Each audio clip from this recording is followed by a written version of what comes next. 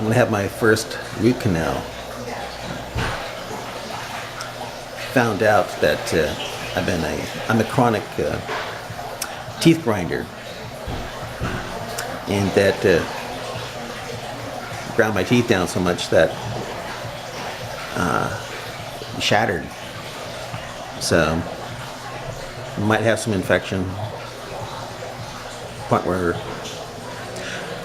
no problem with the lack of brushing. It was the teeth grinding that did me in. Oh well.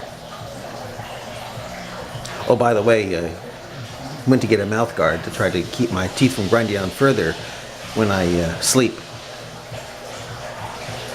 I was told to go to like Walgreens or something like that, or Rite Aid or something, and get a mouth protector. And so I looked at, and I went to, it was in a box, and I thought, yeah, that looks like something the boxers use. And guess what? They were going to charge me over $20 for just something that boxers use. And I thought, I bet I can get it cheaper. So I went to a sporting goods store where they have boxing, and it was 99 cents. So just let you know that if you're going to get a tooth guard to keep from grinding your teeth during the night.